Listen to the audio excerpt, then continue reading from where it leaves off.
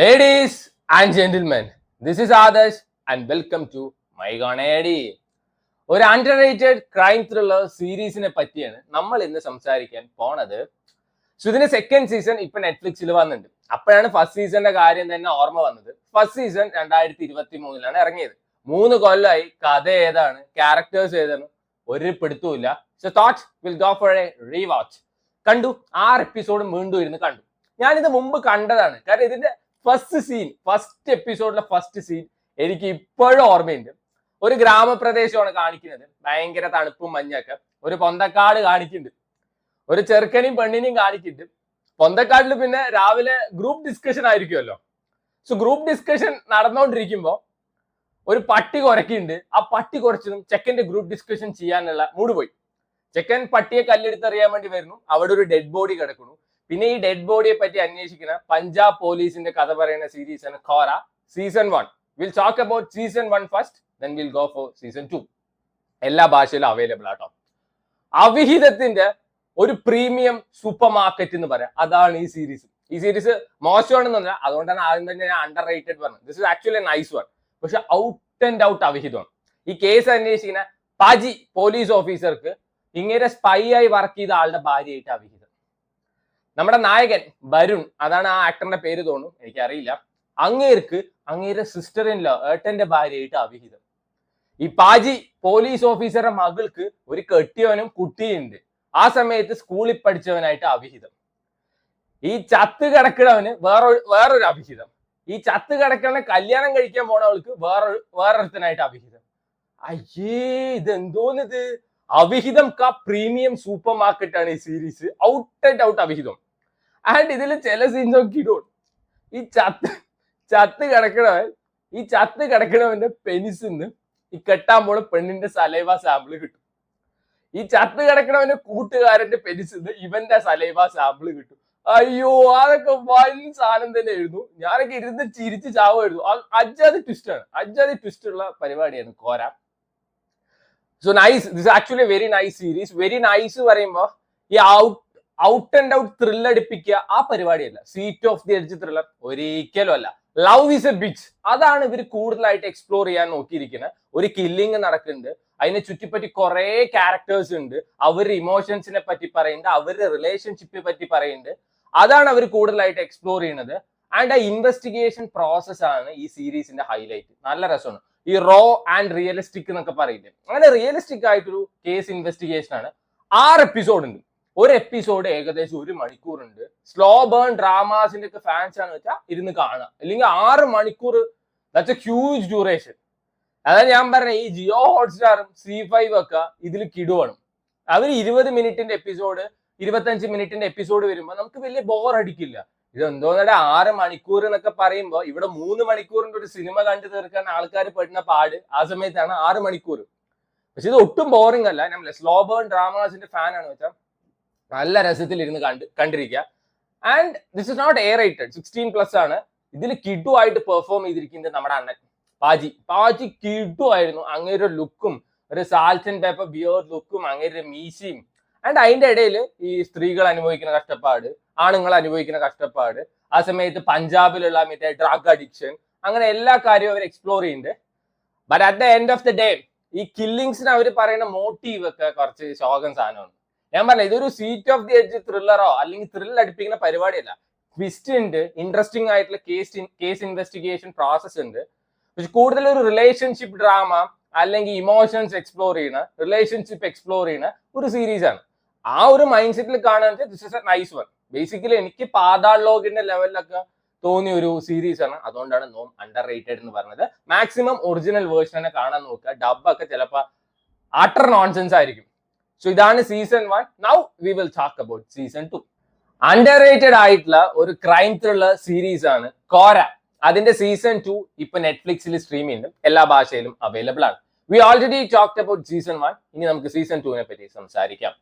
Season 1 ഒരു Punjabi police ഓഫീസറും നമ്മുടെ നായകനുമാണ് കേസ് ഇൻവെസ്റ്റിഗേഷനും പരിപാടിയൊക്കെ നടത്തിയിട്ടുണ്ടായിരുന്നത്. എന്നാൽ ഇതില് ആളെ റീപ്ലേസ് ചെയ്തിട്ടുണ്ട്. പഞ്ചാബി പോലീസ് ഓഫീസറിന് പകരം നമ്മുടെ മോന സിംഗ് ആണ് കേസ് ഇൻവെസ്റ്റിഗേഷൻ ഓഫീസർ ആയിട്ട് വരുന്നത്. ആളുടെ ക്യാരക്ടർ ഭയങ്കര ഇന്നസെന്റ് ആയിട്ടുള്ള ഒരു ക്യാരക്ടറാണ്.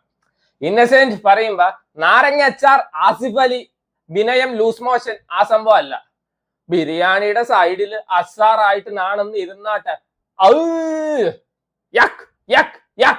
അയ്യേ, ഈ വിനയം ഇങ്ങനെ തൂറി മെഴുകണവര് ഒക്കെ കള്ളന്മാരായിരിക്കും.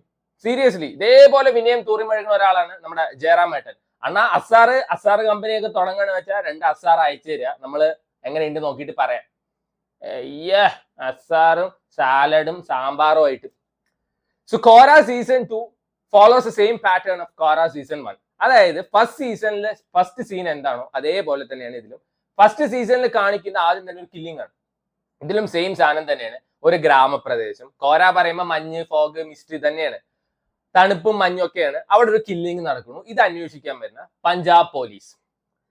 സോ ഫസ്റ്റ് സീസണിന്റെ സെയിം പാറ്റേൺ ആണ്. ഇവിടെ എൻഡിങ് വരെ സെയിം ആണ്, ഒരു ഹാപ്പി എൻഡിങ്. അത് തന്നെയാണ് ഫസ്റ്റ് സീസൺ ഫോളോ ചെയ്തിരിക്കുന്നത്.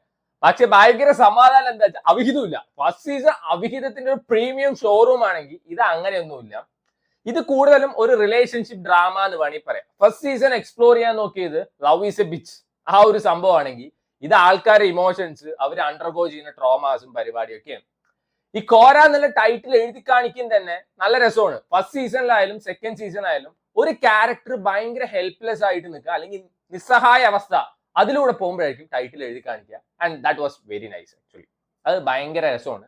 ഇത് ഒരിക്കലും ഒരു സീറ്റ് ഓഫ് ദി എഡ്ജ് ത്രില്ലറോ അല്ലെങ്കിൽ ഭയങ്കര മുൾമുനയിൽ ഇരുത്തിക്കുന്ന ഒരു സീരീസ് അല്ല. ഇത് ഒരു സ്ലോ ബേൺ ഡ്രാമയാണ്. 6 എപ്പിസോഡ് ഉണ്ട്, അഗെയിൻ 6 മണിക്കൂർ ഉണ്ട് ഓൾമോസ്റ്റ്. പതിയെ നമ്മൾ രസം പിടിച്ചു വരും. ആൻഡ് ആ investigation process is actually nice. ഭയങ്കര റോ, റസ്റ്റിക്, റിയലിസ്റ്റിക് എന്നൊക്കെ പറയും. അതാണ് സംഭവം. ഇവിടെ പോലീസ് ഓഫീസറിനെ വന്നിട്ട് ഗുണ്ടകൾ തല്ലും, ഗുണ്ടകളെ പോലീസ് ഓഫീസേഴ്സ് തല്ലും. കമേഴ്ഷ്യൽ എലമെന്റ്സും പരിപാടിയൊന്നുമില്ല. ആൻഡ് ഏറ്റവും സന്തോഷം എന്താ വെച്ചാൽ തൊലിഞ്ഞ പ്രേമോ അവിഞ്ഞ പ്രേമവും ഇല്ല. ഫസ്റ്റ് സീസണിൽ വരെ അവിഹിതമാണെങ്കിൽ പോലും അത് രസം ഉണ്ടായിരുന്നു. അല്ലാതെ ഇവിടെ കാണുന്ന പോലെ തൊലിഞ്ഞ പ്രേമം പരിപാടിയൊന്നും ഇല്ല. അത് നൈസ് സാധനമായിരുന്നു. സോ ഫസ്റ്റ് സീസൺ കാണാത്തവരാണ് you should definitely watch this. കാരണം അതിൽ ഒരു ക്യാരക്ടറും നമ്മുടെ നായകനുമായിട്ടുള്ള റിലേഷൻഷിപ്പും പരിപാടിയൊക്കെ മനസ്സിലാക്കണമെങ്കിൽ ഫസ്റ്റ് സീസൺ കാണണം. അല്ലാതെ പോയിട്ട് ഒരു കാര്യമില്ല. അതുകൊണ്ടാണ് ഞാൻ ആദ്യം തന്നെ അത് ഇരുന്ന് കണ്ടത്. സോ ഇത് രണ്ടും കൂടി കണ്ടു തീർക്കാൻ യു നീഡ് ഓൾമോസ്റ്റ് 12 hours, 12 മണിക്കൂറോളം വേണം. അതാണ് പ്രശ്നം. ആ ഇൻവെസ്റ്റിഗേഷൻ പ്രോസസ്സും പരിപാടിയൊക്കെ നല്ലതാണ്. മോന സിംഗിന്റെ പെർഫോമൻസ് നൈസാണ്, നമ്മുടെ നായകന്റെ പെർഫോമൻസ് നൈസാണ്. പക്ഷേ ഇതില് ആ കില്ലിങ്സിന് പറയുന്ന മോട്ടീവ് അല്ലെങ്കിൽ ആ ഒരു പരിപാടി എത്തുമ്പോൾ same as that of the first season അത് ഭയങ്കര വീക്കാണ്. അത് ഭയങ്കര വീക്ക് സാധനമാണ്. അത് മാത്രമാണ് എനിക്ക് ഫസ്റ്റ് സീസണിലും ഇതിലും പ്രശ്നമായി തോന്നുന്നത്. ബാക്കി നല്ല രസം. 3/4 മണിക്കൂറും 51 മിനിറ്റ് ഒക്കെ ഓരോ എപ്പിസോഡ് ഉണ്ടെങ്കിലും രസം പിടിച്ചു കഴിഞ്ഞാൽ ഇങ്ങനെ കണ്ടോണ്ടിരിക്കുക. ഞാൻ 2 ദിവസം എടുത്തു ഈ ഫസ്റ്റ് സീസണും സെക്കൻഡ് സീസണും കണ്ടു തീർക്കാൻ വേണ്ടിയിട്ട്. എന്തോന്നിടെ ഒരു ത്രില്ലർ ആയാലും ഒരു കേസ് ഇൻവെസ്റ്റിഗേഷൻ ആയിരിക്കും, എല്ലാ പോലീസ് ഓഫീസേഴ്സും ട്രോമയാണോ? ഒരു ട്രോമ ഇല്ലാത്ത, ഒരു മെന്റൽ സ്റ്റെബിലിറ്റി ഉള്ള ഓഫീസേഴ്സ് ഒന്നും ഈ നൂറ്റാണ്ടിൽ ഇല്ലേ, അല്ലെങ്കിൽ നമ്മുടെ ഇന്ത്യയിൽ ഇല്ലേ? എല്ലാവർക്കും ഒന്നെങ്കിൽ ബ്രേക്കപ്പ് ആയിരിക്കും, അല്ലെങ്കിൽ ഭാര്യ തട്ടിപ്പോയിണ്ടാവും, അല്ലെങ്കിൽ ഭാര്യ ഒളിച്ചോടി ഉണ്ടാവും, അല്ലെങ്കിൽ ഡിവോഴ്സ്ഡ് ആയിരിക്കും, മകൻ മരിച്ചിണ്ടാവും, മകള് മരിച്ചിണ്ടാവും. എന്തോന്നടേ സിംഗിൾ ആയിട്ടുള്ള പോലീസ് ഓഫീസേഴ്സ് ഒന്നും ഇല്ലേ? അയ്യേ, അത് എനിക്ക് ഭയങ്കര ബോറിംഗ് ആയി തോന്നിയിട്ടോ. ഇപ്പൊ എവിടെ നോക്കിയാലും നായകന് ട്രോമ, കേസ് ഇൻവെസ്റ്റിഗേറ്റ് ചെയ്യുന്ന ആൾക്ക് ട്രോമ, തേങ്ങ കൊല, അങ്ങനത്തെ കുറച്ച് പരിപാടികൾ ഒഴിച്ചു കഴിഞ്ഞാൽ ദിസ് ഇസ് ഫൈൻ.